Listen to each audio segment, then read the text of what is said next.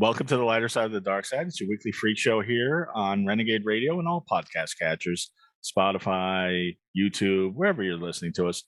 It's the Dark Mark Show. I am Dark Mark, the goth comedian, and as always, except for last week, my co-host, everybody's favorite horror writer, Nicole Six. Good afternoon. This is one of my favorite shows because this is a Nicole suggestion where you tell me about somebody that's cool, usually a beautiful woman that you've been hiding from me that's a friend of yours for a long time, and say, oh, she should be on the show. And that's what's happening here. Yes, I've been a fan of Kira's work since the first time I saw her. I think that her burlesque is amazing and just like so cool. And it's this fluid balance of feminine and masculine where you're like, when you see her on stage, you're getting an amazing, amazing performance. So, thank you so much. And, no problem. So maybe I should introduce her. This is a woman of so many hats. She's another hyphenate. We love hyphenates on the show. She's a burlesque dancer. She's an actress. She's a mua. You know what a mua is, right, Nicole? It's actually pronounced MUA. Is that what you pronounce? I pronounce it. I pronounce it mua. It's makeup artist. She's a tarot card reader, expert on the occult. So many things. And I'm just finding out about her, and I can't believe we haven't crossed paths because we have so many mutual friends, and we probably have crossed paths at some point in the past. But I am now a big fan of Kira VonSutra. Welcome to the show. Hi, thanks. Just a cursory observing of your Instagram and the likes and comments show that we have so many friends in common. And I've been around the burlesque scene for a while and in LA. Okay. So I think we know a lot of mutual friends. And I think I've probably been to a show of yours at some point in the past, I'm sure. Yeah, probably. I've been doing for a very, very long time. I'm sure we've been in the same room at the same time at on more than one occasion. I'm sure. I mean, I also kind of ran away. I moved to Portland last summer. I heard. So that might have a little something to do with the disconnect recently. Well, I have a lot of friends in Portland too, so I'm sure I have some people that you know from there. Before we get started, because I need to match the energy of you two, it's been an exhausting week for me. Trouble the Cat's joining us. She just jumped off Nicole's lap. It's been an exhausting week for me for many reasons, so I have to match the energy. And I have this, if I can get in the camera. There it is, the best energy drink around, Ray's energy drink. And I've tried them all. This is the best. My favorite flavor, Baja Wine. I know Nicole's favorite flavor is the Voodoo Fruit Punch. They also have Galaxy Burst that tastes like Fruity Pebbles, Ginger Ale, Juice Box. And if you doubt this works, you got to see some of these shows that we've done live. And everybody's drinking Ray's, and just we're talking a mile a minute, and we were talking till like 1 a.m, just couldn't stop. This is the best. And the best part about it, 0 calories, 0 carbs, 0 crash. And as always, I have to add that it goes great with vodka. Nice. Indeed it does. And also, you can get them at GNCs. You can't get them at 7-Elevens. You can't get them at grocery stores. You can get them at GNCs, vitamin shops, but why pay full price? Use our 15% off code in the show description on either the podcast catcher or YouTube. You get 15% off a case of Ray's energy drink. There it is. So, Kira, we may or may not have something in common. Were you born in Brooklyn, New York? No, I was born in Tulsa, Oklahoma. Well, I know you grew up in Tulsa, Oklahoma. So there was some website that said you were born in Brooklyn, New York. I was like, no, how do you go from Brooklyn to Tulsa? So that's incorrect. There's something on the internet about you that is incorrect. I can't believe it because the internet is always correct. No, I was weirdly born in Oklahoma. That's and what was that like growing up in Tulsa, Oklahoma? It was not fun. That face says it all. It was not fun. I ran away. I ran screaming. Mm-hmm. I ran screaming. And my mom always knew I was going to leave.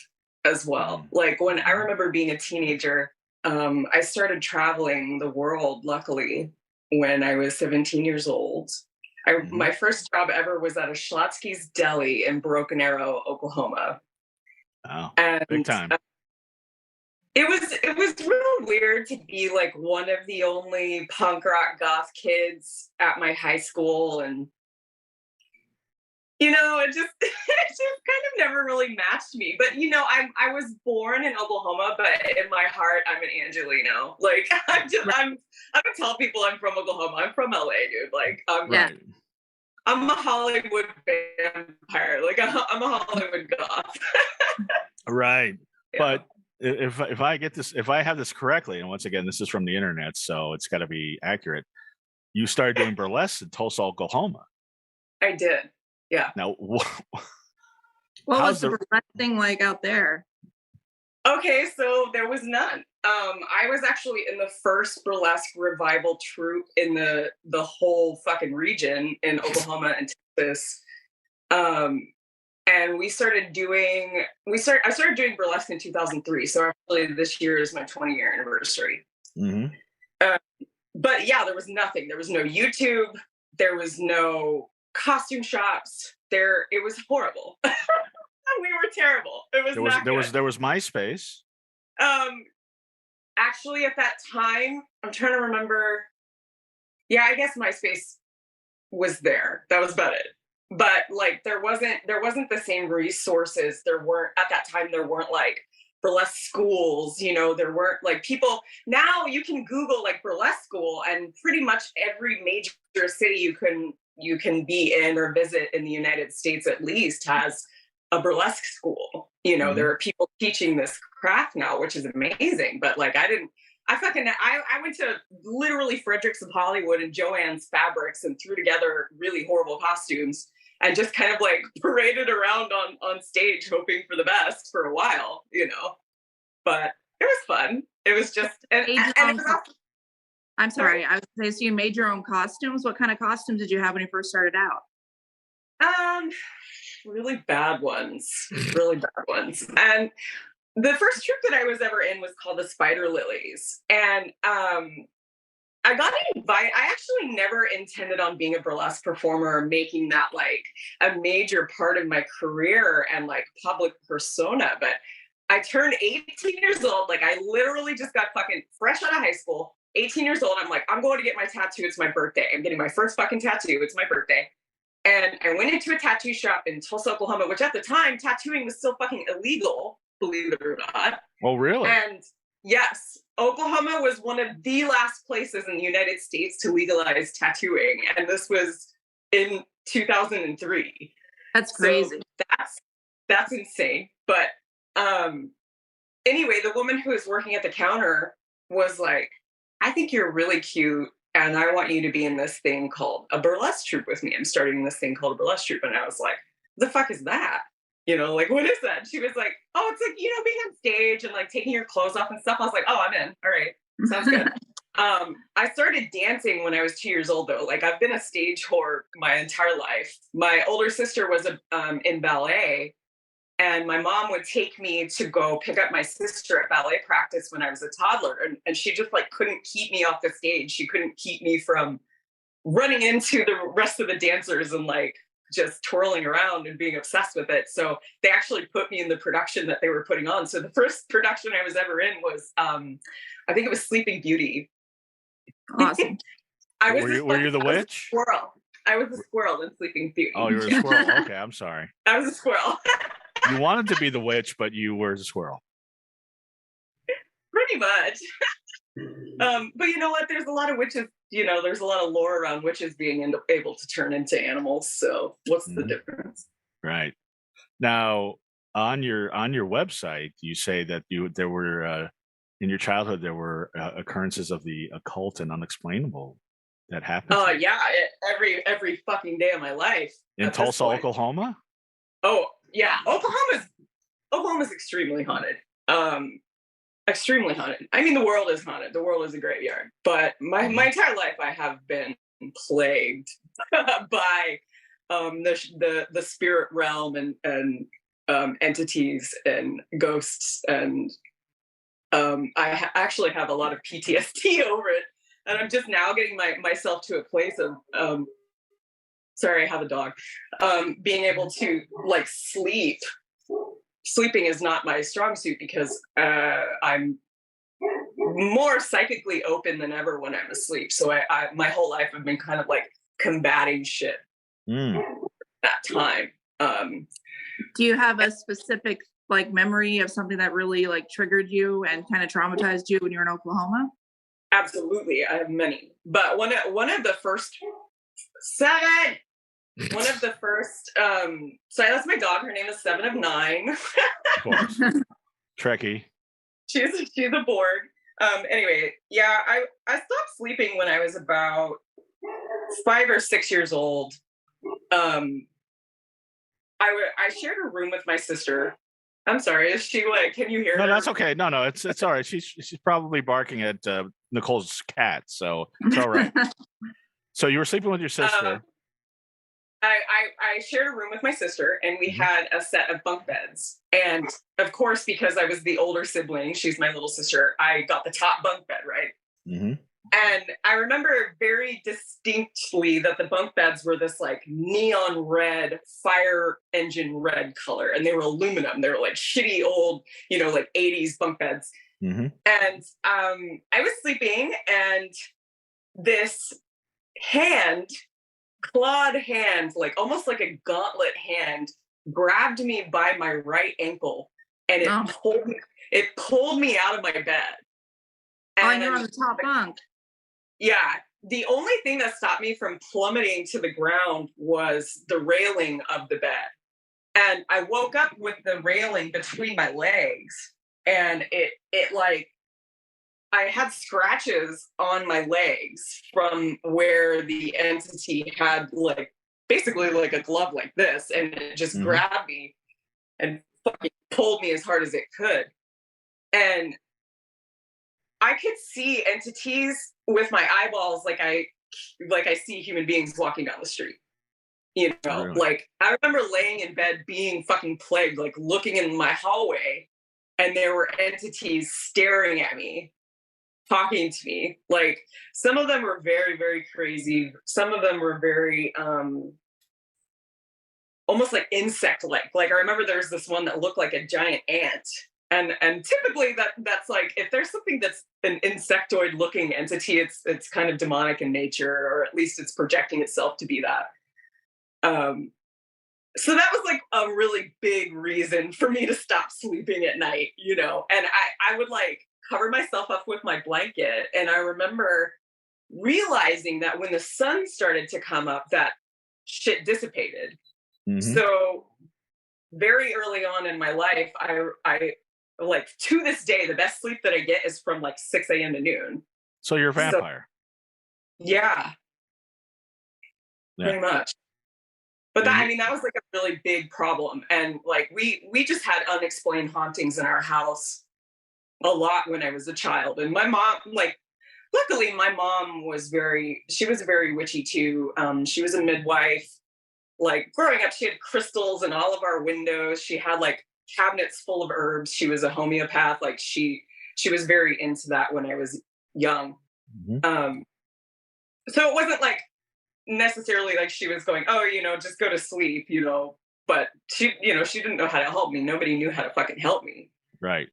But but you never like went to your little sister and like, I know you always wanted a top bunk, go right ahead.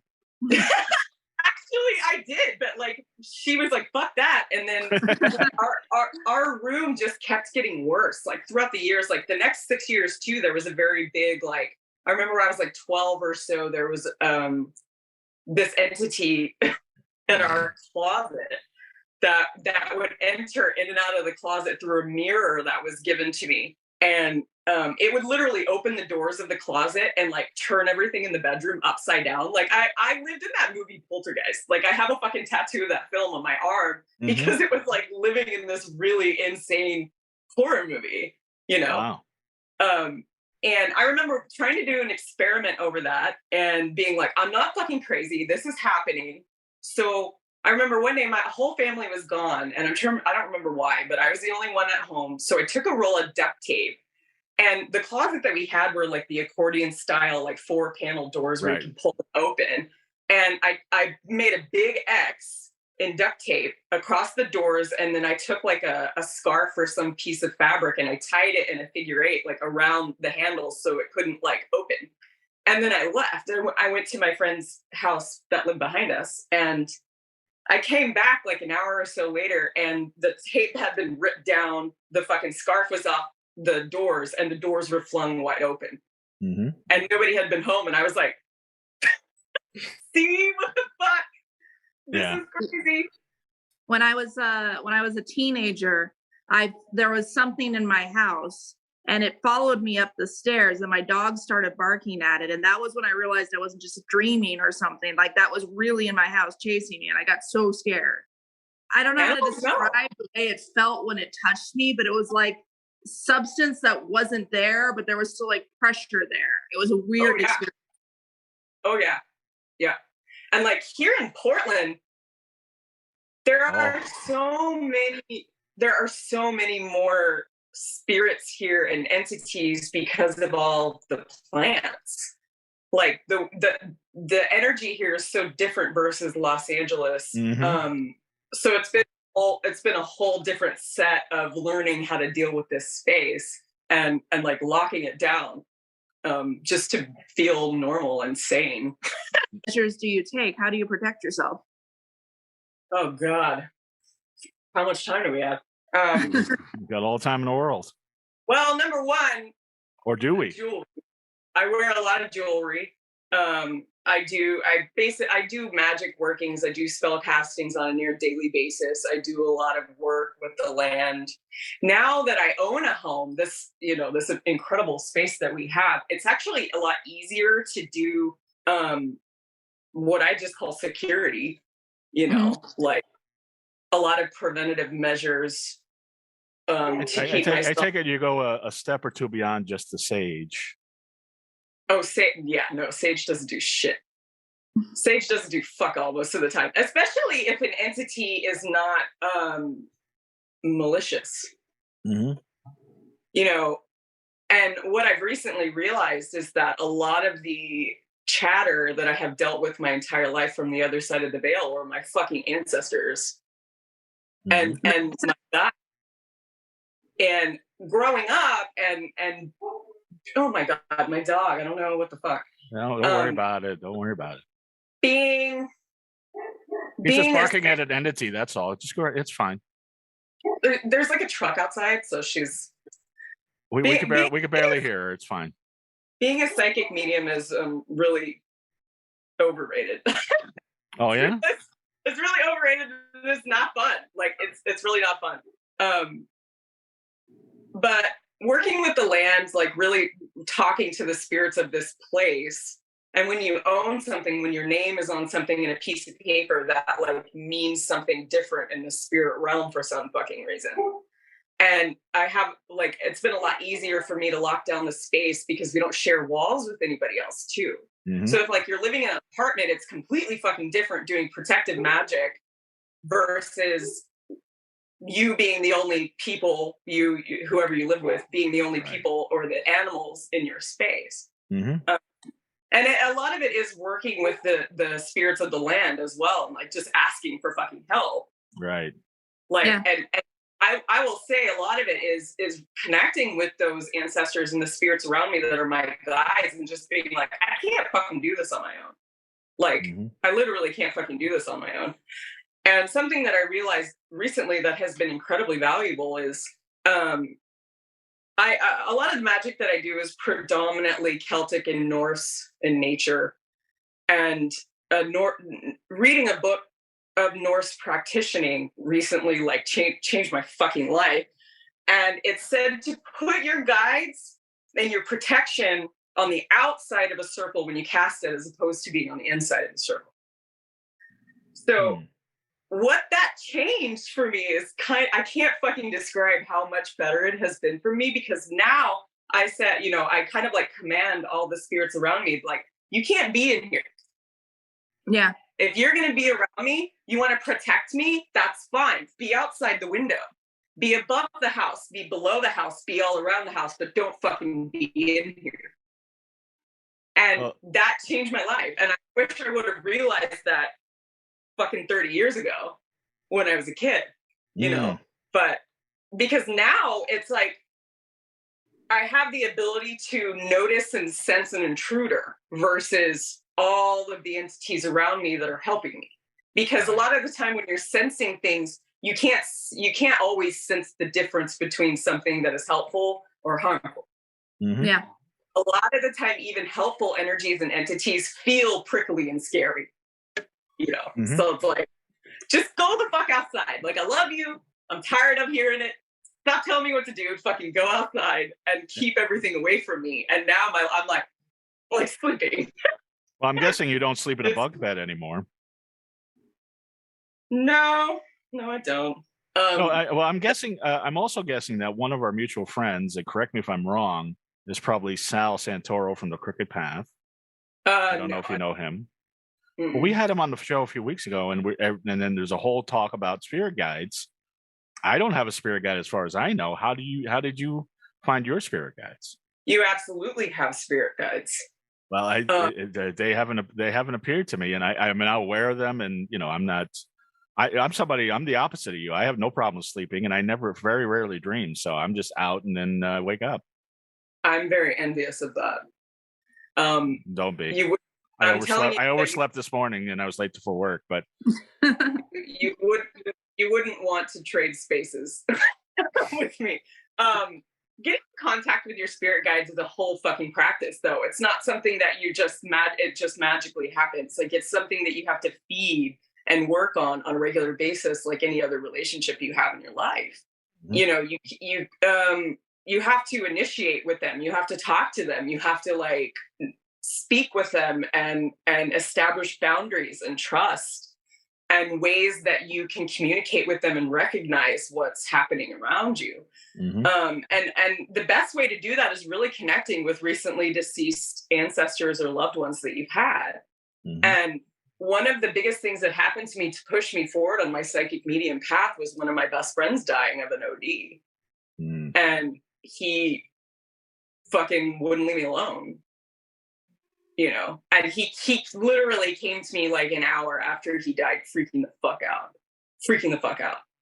you know? And I was like, they always come to me like when I'm in a bath, just trying to like zone the fuck out. Well, he did die. I mean, that's kind of traumatic for most people. It's true. It's very true. Especially when the death was unintentional or in a violent manner. And I do equate ODing with violence, especially with the way that it is presented to me in spirit form. Like, you know, a lot of people will deal with asphyxiation or like losing their breathing over something like that. But it was very interesting because he came to me and he was trying to get me to tell his boyfriend that he loved him. You know, and I was like, what the fuck is happening? What is this? And he came to me, like, we were punk rock kids. We grew up together in Oklahoma. And he came to me, started showing me punk rockers in my vision. I was seeing like kids with mohawks, and then I was seeing like an anarchy sign. It was actually kind of funny. I was like, what is this? Like, I know so many dead punk rockers. Like, you all die. Like, who is this? Who are you? You know, and it finally got to me that it was Frank. And he showed me like a heart and an X, and he was like, basically like, tell my boyfriend that I love him. And I was like, I can do that. So I got in contact with his boyfriend because his boyfriend is the one who told me that he died. And he started projecting all of these numbers and dates and shit that made no fucking sense to me, but made complete sense to his boyfriend. So it was a lot of confirmation that this was who I was communicating with. Right. Well, that begs the question from me, the eternal skeptic, why didn't he just contact the boyfriend? Well, I'm sure he tried, but like you're experiencing, not everybody is as tapped in, and not everybody can make sense of what they're dealing with, feeling, or seeing. And the way that people perceive spirit is different all of the time across the board. Like, the way that I sense and feel things might not be the way that you are perceiving them. Right. You know, everybody has... That makes sense. their own ability. It's like being a mutant. Like everybody has their own abilities in this realm, and like what they can do and what you can hone in on, you know. And my ability is apparently to sleep. Nicole, you were going to say something? I was going to say, not to change the subject too much, but while you're in Portland, what has been your, have you been dancing in Portland? So I'm kind of on this like small, I'm not even going to call it a hiatus, but I've taken a step back this year to revamp a lot of my costumes and make new pieces. So I've been doing burlesque for so long that sometimes I get really bored with everything that I have and I just want to produce new, different, interesting things. So I'm kind of in this moment of creation versus like dancing.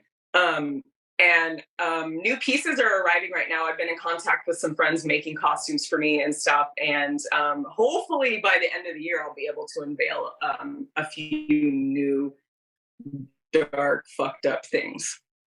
Awesome. Yeah. Do you have any hint as to how dark and fucked up it'll be? Yeah. So this one of the main new pieces that I'm working on currently is really heavily rooted in the occult. A lot of what I put on stage these days is rooted in the occult, whether it looks like that or not. Mm-hmm. I mean, this guy in particular, but yeah. This one is, it's kind of been a journey for this piece because it started out in LA. It started out with a burlesque show called the Bootleg Bombshells based out of Venice.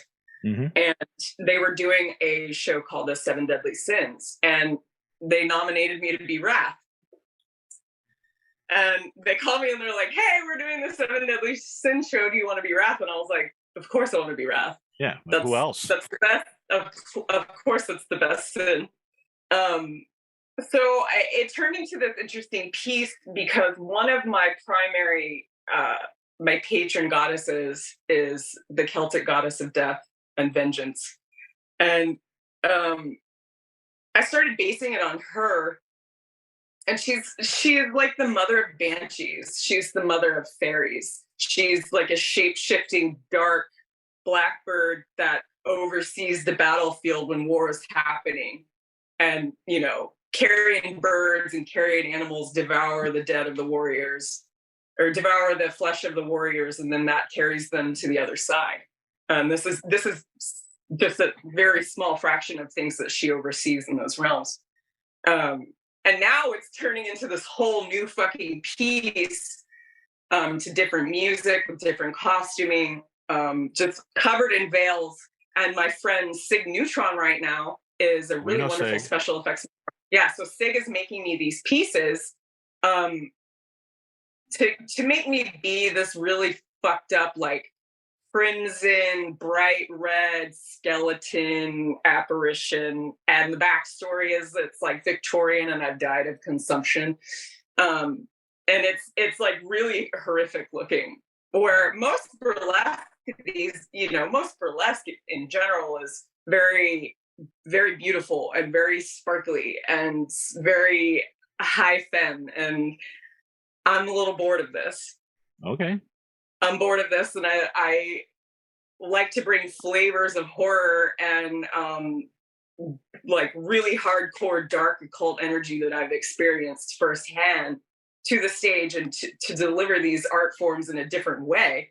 Because burlesque, I mean, not to be an asshole, but I've seen it. I've done it. I've seen it.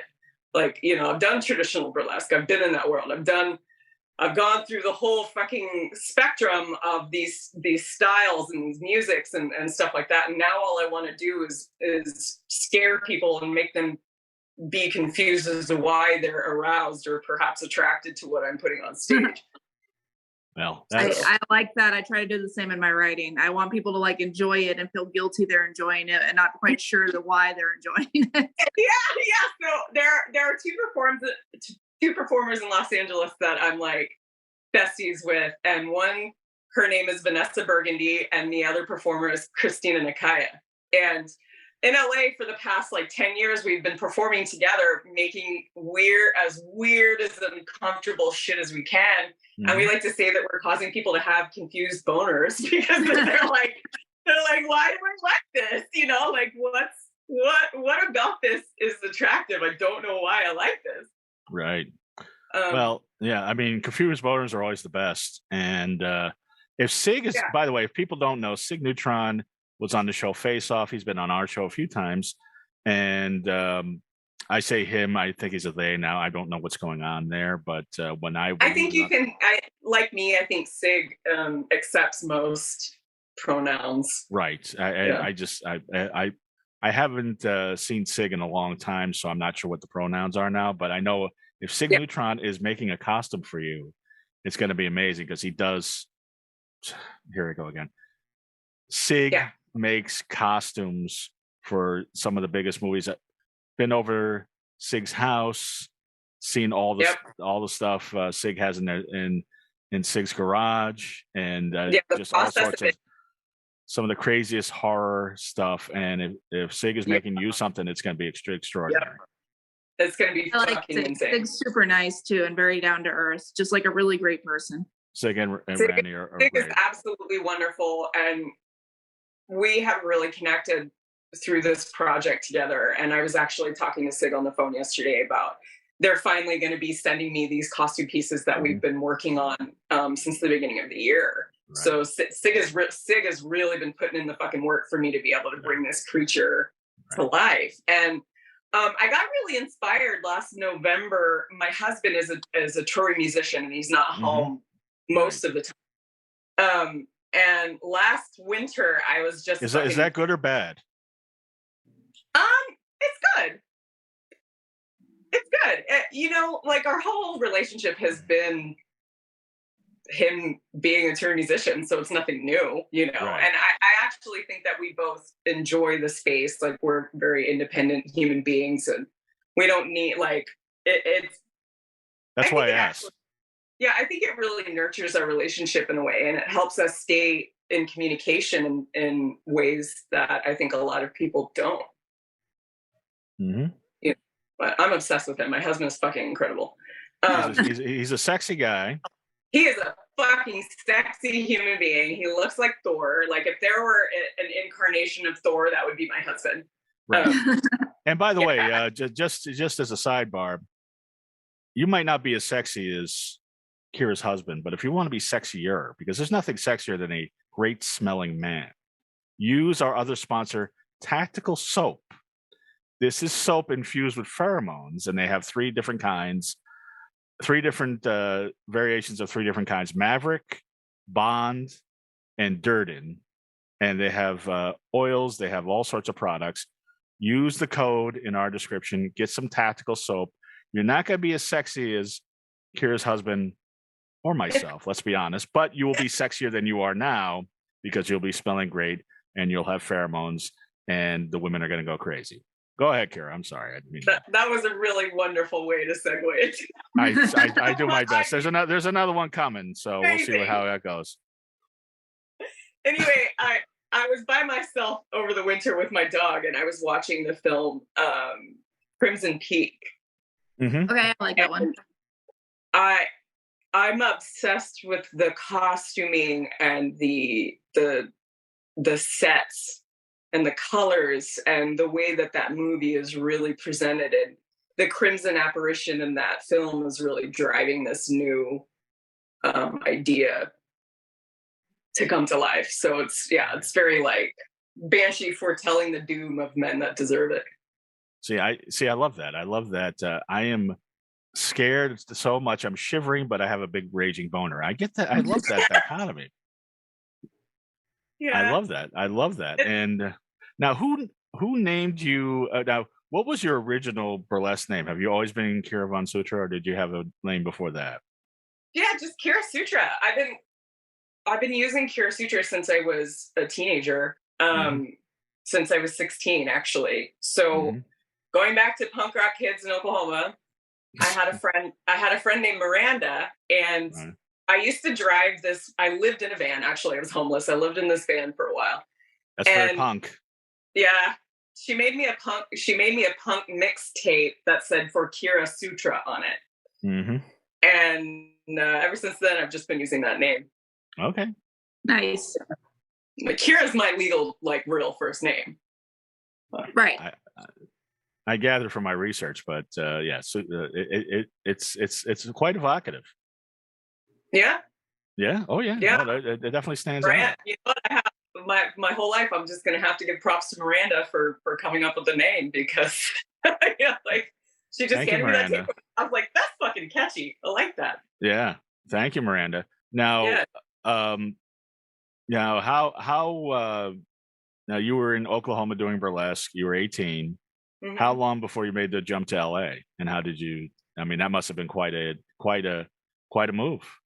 It was a And few you years. also you said you traveled the world too. Yeah. Yeah. You know, when shit was cheap, when I was a teenager, you could Yeah, travel the world. the kids don't know these it, was, days. it was a lot easier to Back in accomplish my at day, that when time. gas was $2 a gallon. Yeah, dude, it was so much cheaper and so much easier to access at that time. But so I actually didn't move to LA immediately. I was in Tulsa and then I moved to Las Vegas and then I moved back to Tulsa and then I moved to Los Angeles. Mm-hmm. So I kind of like bounced around and I got to Vegas and I very quickly realized that was a fucking terrible place for me to be. Well, it's basically Oklahoma with neon. It's yeah. And you know what? I really don't like the desert, so I don't know what the fuck I was thinking with that one. But I moved there and I was like, this is terrible. I was just like a drunk vampire. I seriously didn't do anything before 9 p.m. Like I went to sleep at 8 a.m. It was just too hot to exist. I'm just not a morning person. It's too hot to exist. And so I quickly, after I had a moment of clarity of being hammered and bloated and like looked down at my body, I was like, I got to get the fuck out of here. So I went back to Tulsa to regroup for a second and decide what the hell I was doing with my life. And my older brother was really like, I think you should pursue makeup as a career. You're like really good at it. It's always been something that I've loved. And I have a lot of siblings. My older sister was like, well, why don't you go to makeup school? And I was like, well, where the fuck do I do that? Like, I don't want to do that here. And she goes, well, you know, let me help you look. So we were looking at shit. And that's when I decided to move to Los Angeles to go to the Westmore Makeup Academy in Burbank, California at the time. Okay. So I moved to LA in 2009. Right. To do Because I would that. imagine the makeup schools in Oklahoma probably are a little different. Yeah, there's one in Tulsa, I think that's still going called Clary Stage that I couldn't be fucked to attend. And not to knock its curriculum, I don't even know, but it, you know, it definitely wasn't in the space that I wanted to be. I've been to Tulsa. I've seen the makeup in Tulsa. It's a little different.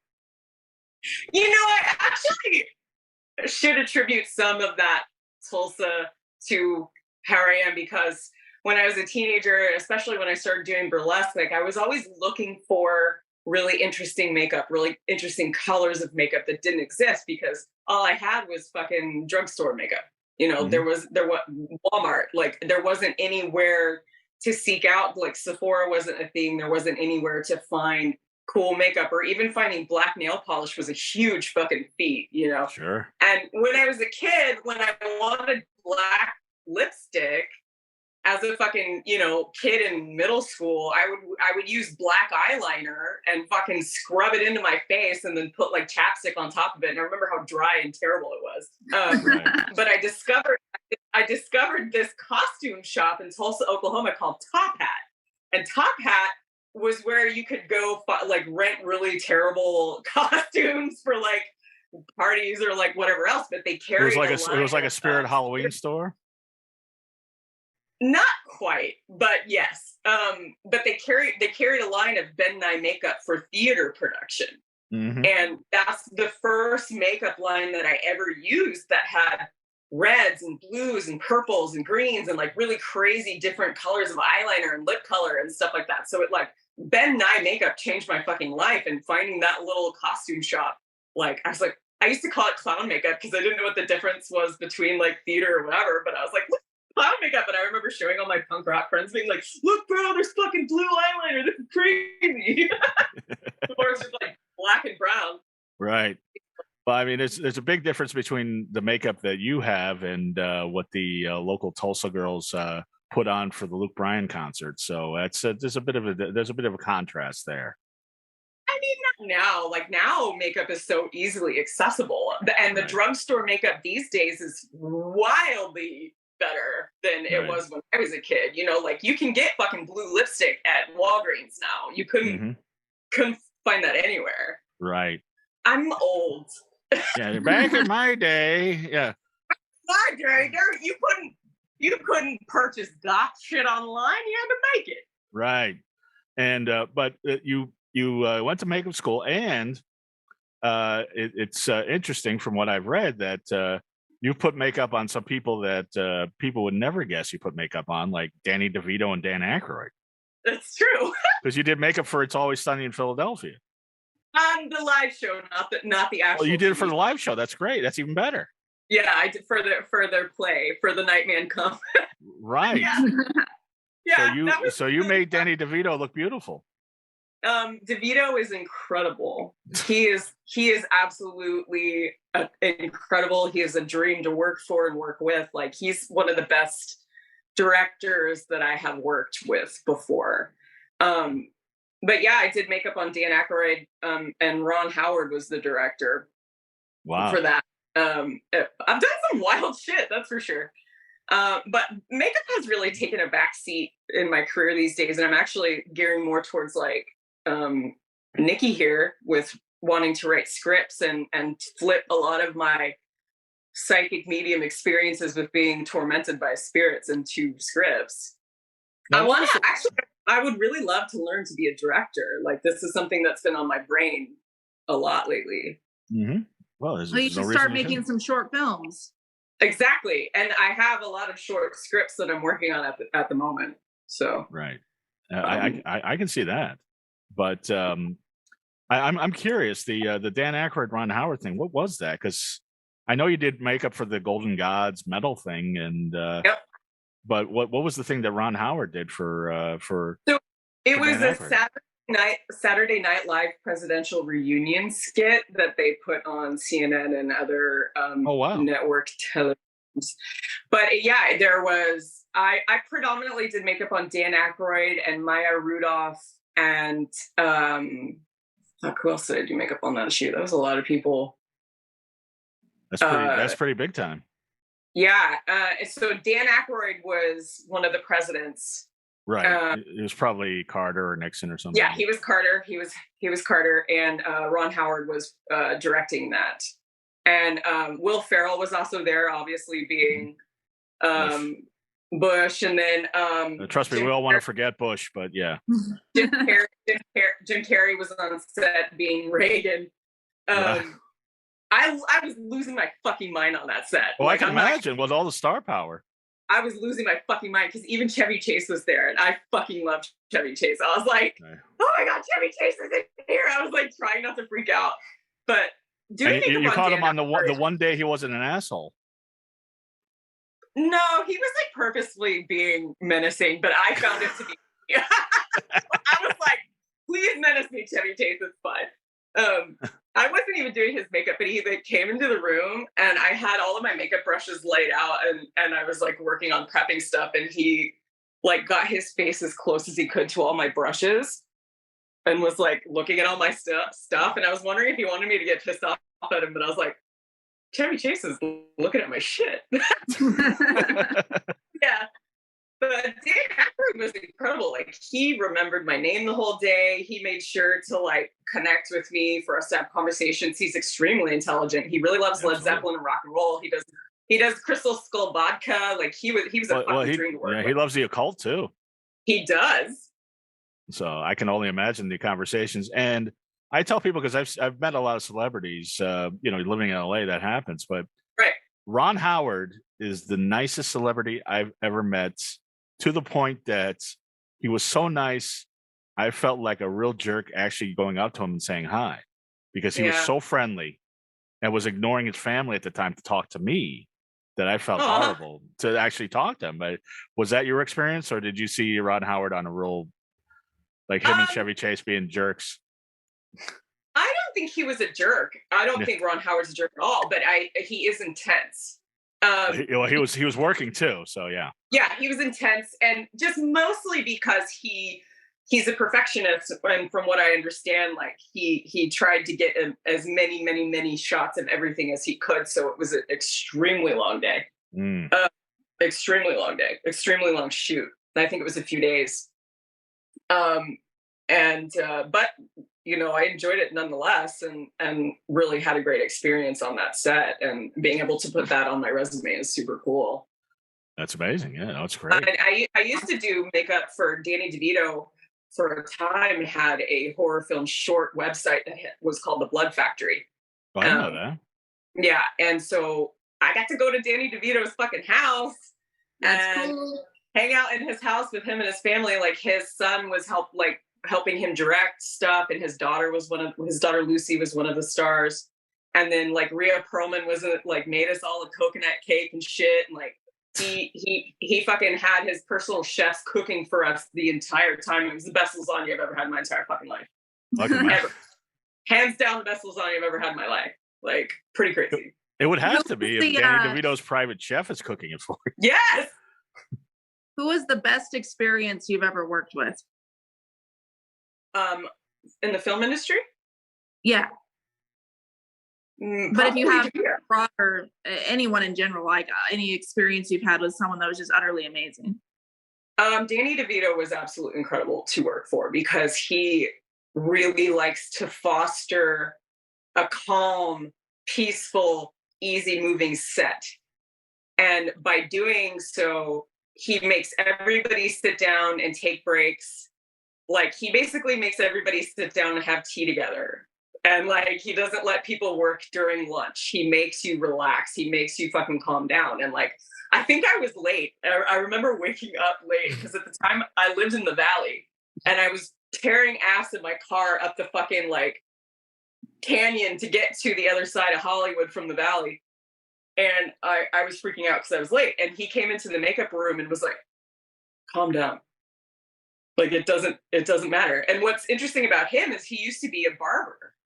Oh, wow. And he knew about the process of makeup. He knows how to put a bobby pin on someone's fucking head to hold a wig in place.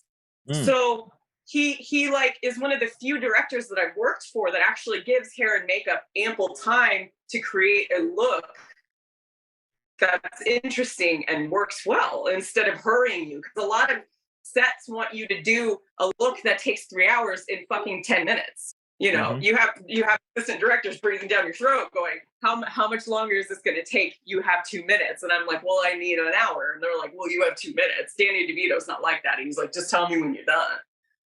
That's like, really cool. And I remember being like, what the fuck? This guy knows how to put a bobby pin in a wig? Like, that's insane. It's like, because his daughter, it was a period piece of the 20s, and she was wearing a white blonde wig with finger waves in it, and her hair is dark, and so we had to do the whole thing with it. And one of the bobby pins started to come loose, so he like held the set and walked over and shimmied the bobby pin back into her fucking head and just kept rolling. And I was like, who is this man? Like, this is crazy.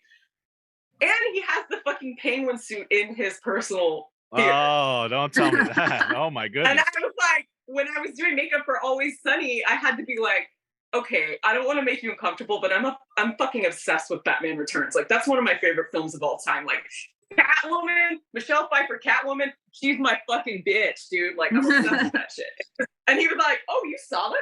I was like, yes. Yes, yeah, she helped awaken my sexuality in that movie for sure. For real. I think she helped awaken a lot of people's sexuality in that movie. Yes. Probably Danny DeVito's too. Yeah. Burlesque was really, really hot about 10 years ago. And I don't know if it's still as hot in LA. I mean, I know that there was a pandemic in there, but you really hit it when it was really peaking. Pandemic really fucking ruined a lot of shit. That's for sure. Yeah. I mean, I'm such a niche performer that I'm not like one of the cool kids that gets hired on higher productions of things, because I'm not a carbon copy of Catherine Delish, i.e. Dita Von Teese. You know, like most productions want that pretty perfect posy woman.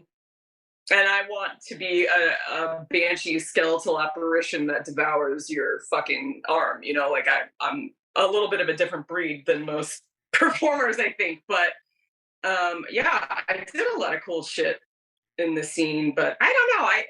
I kind of it got dwindled down to me really only performing in a few shows in Los Angeles before I left, because I don't perform to traditional music. It's really fucking boring to me. I mean, did you feel like an outcast in the burlesque scene? Because I know you were very, very respected, and outcast is not the right word. I wouldn't say that I'm an outcast, but very like niche. I'm not going to make something to fit a theme either, which is a very like West Coast burlesque thing where they, even here in Portland, like most shows are themed with certain things, and I'm not creating an entire fucking world for your show if just to be in your show. Like I don't care. Right. If I have something that just happens to fit in this theme or that we can fucking squeeze in there, then sure, I'll be, you know, I would love to do it, but I'm not like, I perform to entertain myself and to unleash demons and animals that live within me, and everybody else, you know, just happens to get the benefits of that. I'm not doing it for anybody else. Right. Have you had, I mean, can you describe like a transcendent moment like that on stage where the demons were released and there was just a palpable feeling in the room? Absolutely. Yeah.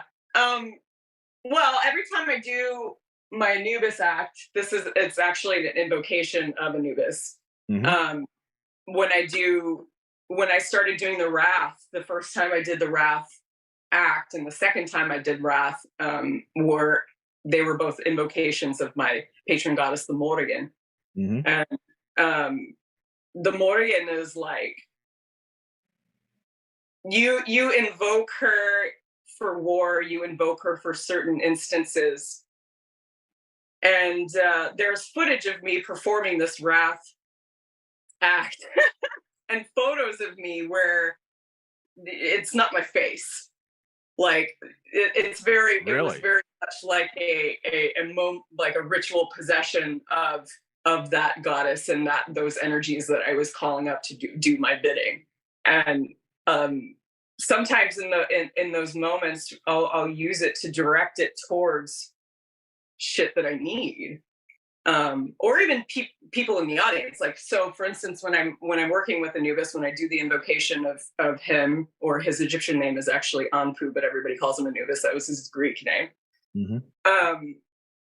I'm working with people's karmas because he's a god of karma, he's a god of time, he's a god of judgment, and more predominantly the Egyptian god of funerals and like the guide to the dead. He's not the god of the dead, he's the guide to the dead, because Osiris is the god of the dead. Right. But you know, in this act, I will mummify somebody's head quickly with some gauze that I've actually blessed and brought like energies of healing for people.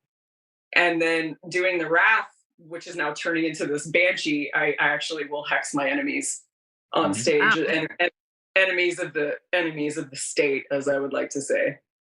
So back up. So there's video of your face changing on stage? Yeah.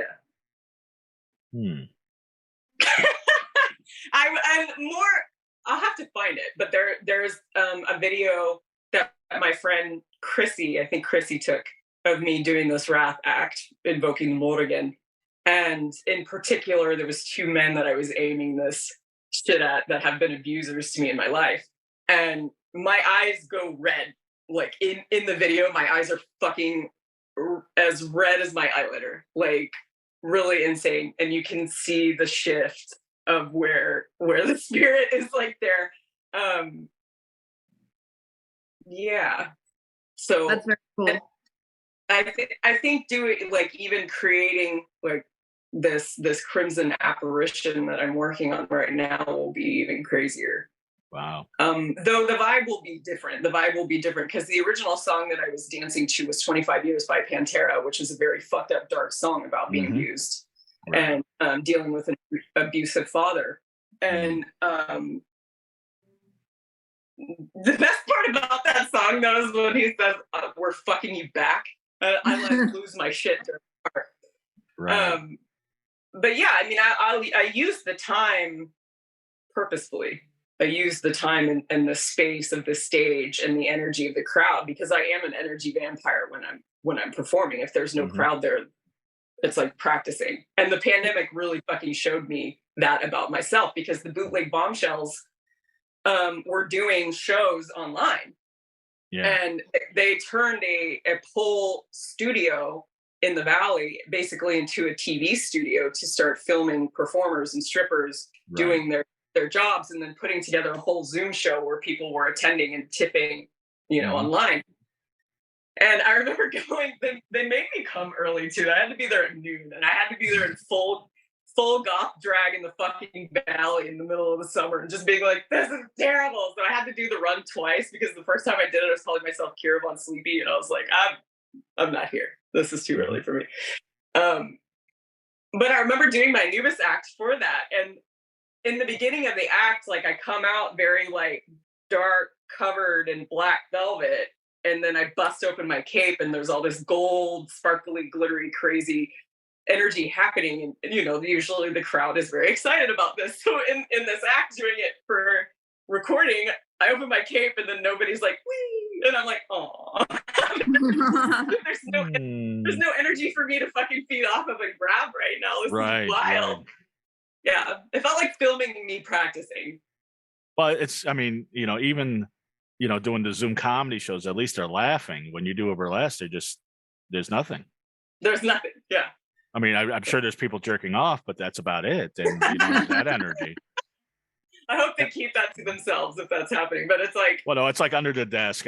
Yeah. Well, trust me, that's probably happened at my Zoom comedy shows too. But surely. Speaking of that, I read some interview with you, and it was quite a while ago. But you were talking about pasties falling off. How many times has that happened? Yeah, my left boob has taken a whole West Coast tour before.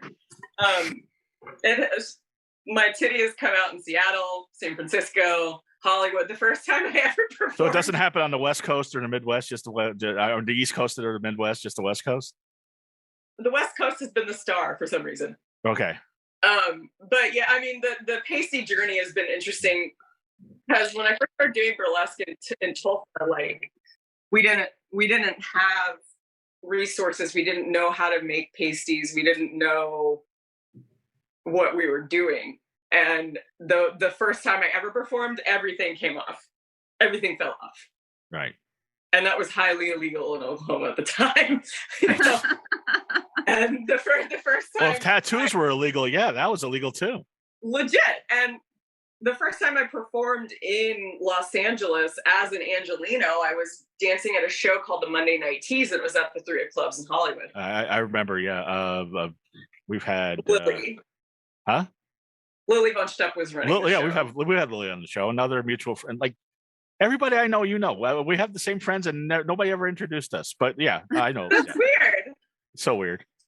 Well, go ahead. So yeah, that show was great. But you were on that show. Yeah, I was doing an act to Led Zeppelin's Heartbreaker, and my left titty came out, and I got in trouble. I got in severe trouble by Lily by that one. She was like, "Don't you ever fucking do that again." I was like, "It just happened."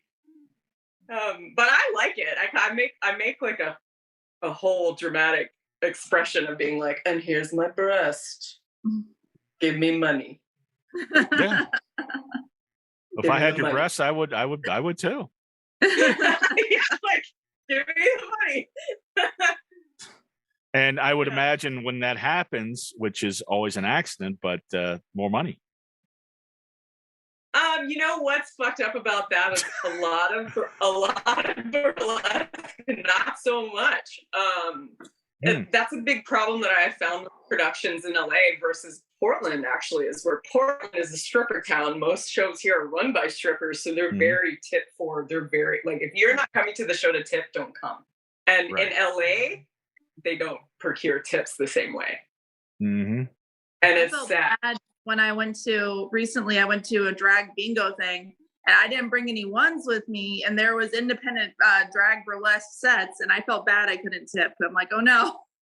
So they came over to our table and they were giving it their all, and then afterwards they hold out like the tip hat, and I'm just like, I'm sorry. Yeah, so Portland gets around that by creating pieces of paper that they put on every table that has QR codes to people's Venmos and PayPals and Cash Apps. So you can fucking just direct them on your phone. Well, that's the future. That is the future. Nobody has cash anymore. Bootleg Bombshells was doing that in LA. That was one of the shows that I did all the time because there actually was tipping in that show. And they just let me be really strange. Right. So I mean, geez, where does the time go? It's already been an hour, but I do have a couple other questions for you now. Okay. I, if you could hang on, I don't want to keep you long because I know your dog's probably still barking in the background, but she's okay. And I know you were talking about out-of-body experiences, and that I didn't segue when I should have, because our other sponsor is Renegade CBD. So if you want to have out-of-body experiences, go to renegadecbd.com. And also there's bath bombs and other things, white chocolate, gummies. It's really, really good. Renegadecbd.com. You have a tattoo, if I'm not mistaken, because I did the copious amounts of research on you, of Bettie Page. Yeah. What is it about her that still appeals all these years later? Why is she such an icon? I was so fucking obsessed with Bettie Page when I was a teenager and in my early career of modeling and doing burlesque, because she did both of those things. And she was really a renegade, as we were using this word, with being a sexual icon and really perpetuating a lot of fetish and burlesque and pinup. And her style of modeling was completely different than everyone else. And I would get everything I could of her, like any books, any postcards, any movies, any films, any clips, anything I could do to like learn about her. Part of it was her look, part of it was her famous haircut, her Betty bangs. Of course I had Betty. And you had Betty bangs, I'm sure. Did for a second. I liked rockabilly, and then it bored the fucking tears off my. I was just like, oh, this is so boring. I can't do this. But although you performed at a lot of rockabilly festivals. I did. I've done like rockabilly, psychobilly, punk rock, heavy metal. All that shit. But Betty really drove a lot of stuff for me just by fandom. And, I did pinup modeling for a long time. And studying her photos and studying her facial expressions, because she was one of the first pinup models that I really liked, because she modeled with her entire body. It wasn't just her face or her titties or something like that. She very much was meticulous about her hand shapes and the shapes she was making with her body and the lines that she created in photographs.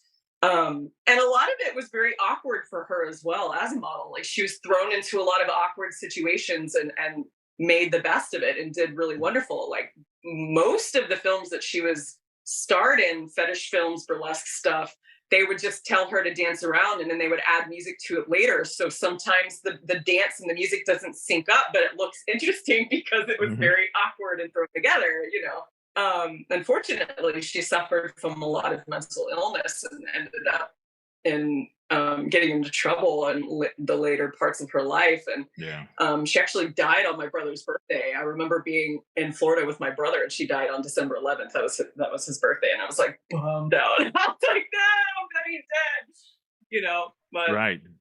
Yeah. I kind of happy birthday though. Yeah. I wish I would have planned that tattoo better. I wish I would have planned a lot of my tattoos better, but are there tattoos you regret? Regret is not the right word. I just wish I had better foresight of plotting what I was doing, like, okay, I'm going to get an entire chest piece instead of just like half of my chest tattoo. Like, why didn't I just fucking do the whole chest? I don't know. And what was the tattoo you got at 18? So there's this one on my shoulder that has leopard print on it. It's pink, purple, and black leopard print, because that's what you do when you're punk rock. You get leopard print tattoos. Yeah. That's awesome. Yeah. You got a whole. It's like, well, you got parts of your skin that are punks, parts that are rockabilly, parts that are metal, Yeah. parts that are goth. You're a musical canvas. Yes. You got a whole record store on your body. Pretty much. I mean, music has been my number one love my whole life. So hence you married a musician. Yes, he's a very brilliant musician. It is Pride Month, and I did have to touch on your trans. Yes, please. Okay, I just wanted. I'm treading lightly, but no. I just want to ask: being a trans burlesque dancer, was there any pushback, or was it always been? Have you always been accepted in the scene? So my journey as a trans person is relatively new, I must admit. Okay. Well, it's not, but the discovery of where I fit is newer. Okay. My whole life, I have felt different, especially with my gender identity and gender expression.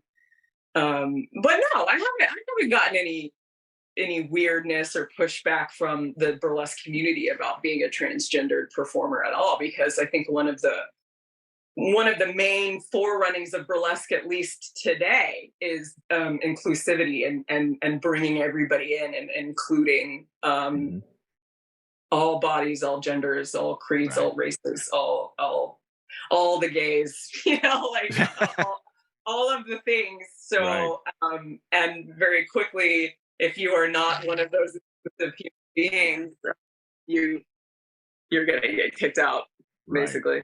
But the reason I ask it, and I figured that would be the case, but you've been doing it for 20 years, and as you know, 20 years ago was a lot different than it is now.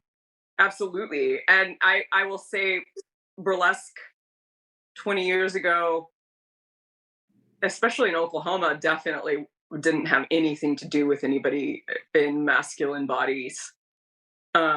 And I'm really glad that it's changed. And like the Burlesque Hall of Fame this year, actually the BHOF weekend, the Burlesque Hall of Fame weekend just happened. And the person that won was a transgendered woman. And that's really fucking big, because the competition in the past has been more focused on separating the genders, kind of purposefully on that. And they've been hearing people going, this doesn't fucking matter. Like, if you're a good performer, you're a good performer, and then you deserve the title. And what I love about what they're working on right now is allowing the person who has won the biggest title in the world to choose what their title is, be it king, queen, however they would like that to be presented. And it's really beautiful. And actually that alone has caused fucking problems with people getting upset that, it's the whole turf situation, and turf being somebody who specifically is a woman, not being understanding of what a woman can be, who is embodying the title of being a woman. And I don't think it was necessarily malicious. I just think it was something, everybody needs time and grace to learn these things. The trans community is very complicated. The title and the term transgendered is very complicated. It's a huge umbrella. And I think, actually when Nikki asked me if I was trans, I got a little defensive at first, because people don't understand it. So, and especially right now with the country, the way that it's leaning is terrifying. And like, it's very sad. It's a very sad situation, but it's super fucking nuanced. And I think that we need to give people time and grace to learn and to change and to integrate new ways of thinking and speaking before we freak out. Well, that's a great way to put it, because it is nuanced, but the arguments are not. It's just people like, it has to be this way or this way, and there's no nuance at all. Yeah. It sucks. It's really tough, because it's like the person who won the amazing performer who won Burlesque Hall of Fame this last weekend was, is a transgendered woman, but they're masculine presenting, they're masculine bodied. So that's what caused the stir, being like, well, we have fucking cultivated this safe space for women, and now men are infiltrating, and everyone's going, this is not a man, this is a trans woman, this person is a fucking trans woman, so what's the problem? Like, what are you talking about? So it's been this whole like, I haven't waited on it, to be honest. I'm just letting people do what they're doing about it, you know. But it's been interesting to sit back and watch this flood of like crazy shit about it. Woo! Well, it's just we're in a no pun intended transition period where, you know, people are just not, you know, like I said, I misgendered Sig, or did I? I don't know, but it's not malicious. I just don't know. Well, even, you know what, even with me, even with Sig, when Sig and I are talking to each other, you have to try really hard to, if you're speaking about or to somebody that identifies as they, them, which I do, it's hard to integrate into the language because it's not grammatically correct. It's not what you're taught when you're growing up. Right. You know? So it even integrating, being inclusive in language is tricky. So I really try very hard to give grace to people, you know, and like, yes, I am transgendered, and that even like confuses people, like my therapist and stuff. They're like, well, what do you mean you're transgendered? You know, you're not like, you haven't changed your body, you haven't transitioned into anything. Aren't you transitioning? And I'm like, well, that's not everybody that's trans goes through transition, you know, like that's not the only part of the trans umbrella that exists. Yeah. So, like, I'm gender fluid.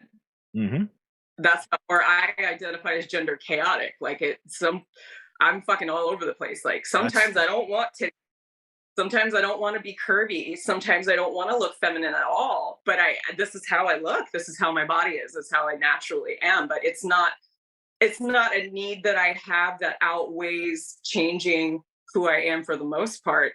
And a lot of people need that. That's like their life depends on it.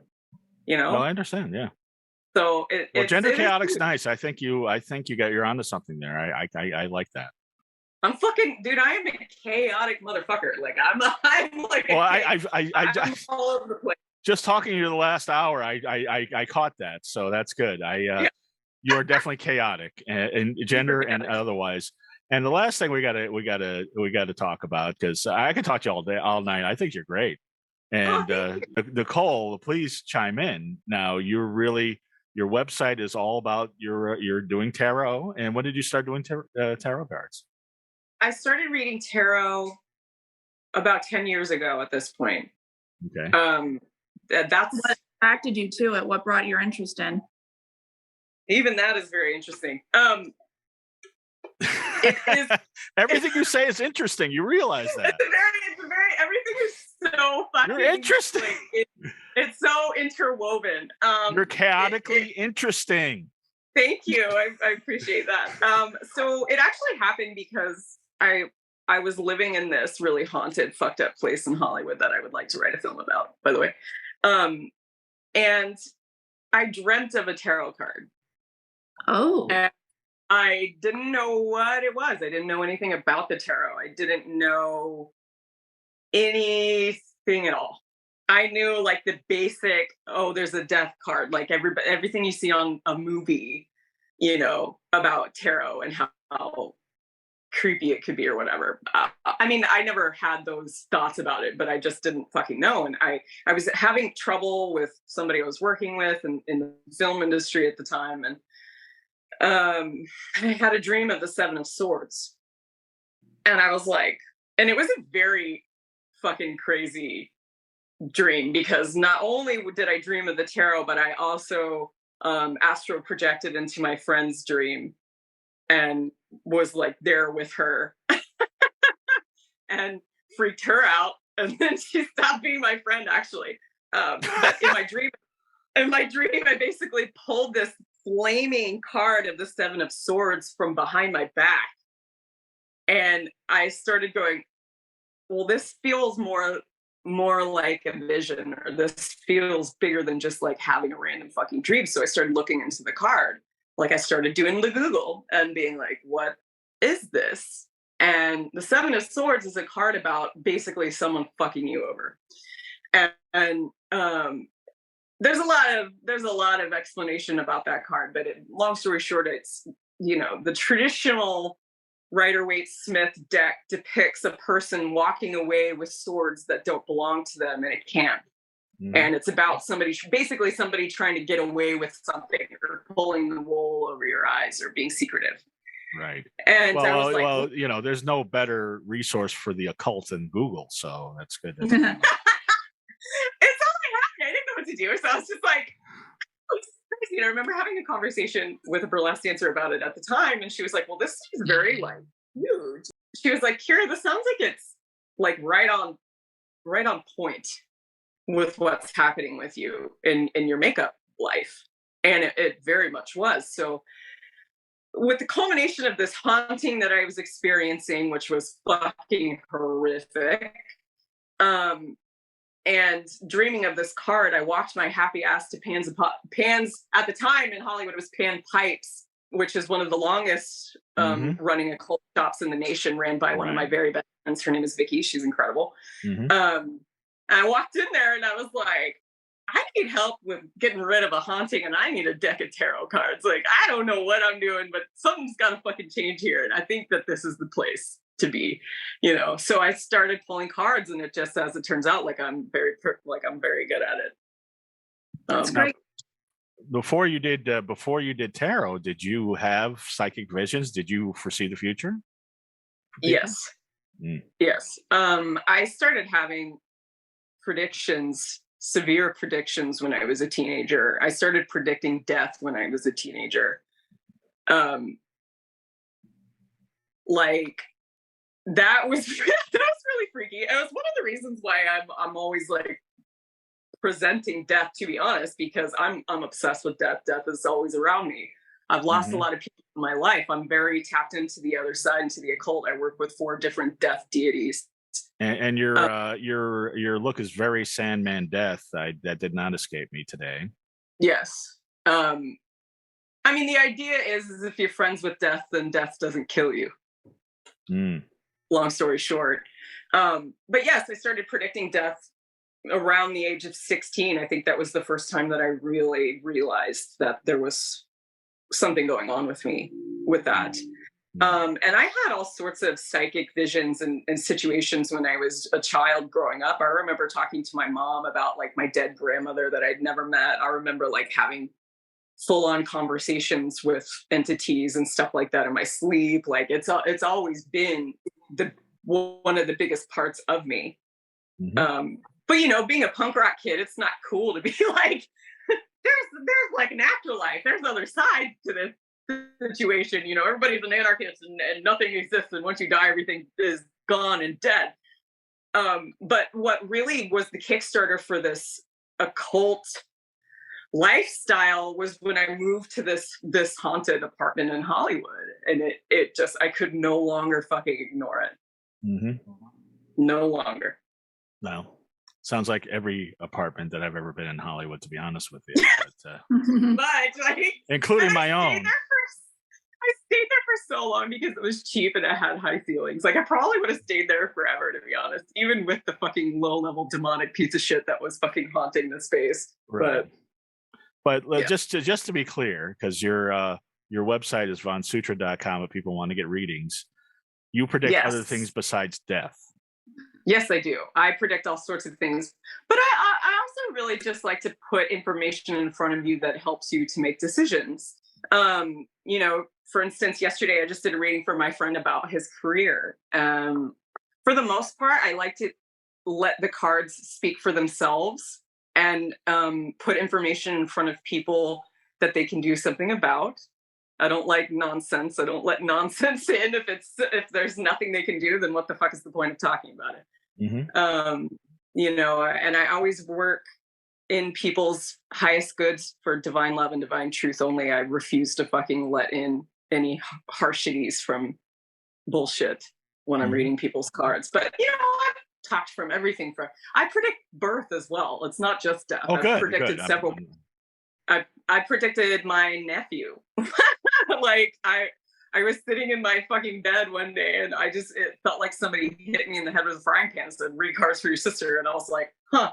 And I pulled out these cards and I texted her. I was like, are you knocked up? And she was like, I don't know. And then 2 weeks later, she was like, yep, I'm knocked up. You know, I was like, wow, okay. So I guess I could ask you, is Nicole pregnant? I don't know. I don't know.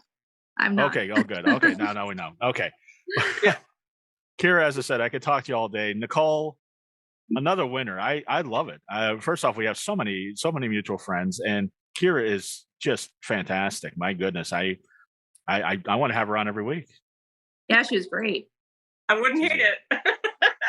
And Kira, please tell everybody everything you got going on, anything you want to promote, and you know, the floor is yours. Whatever you'd like.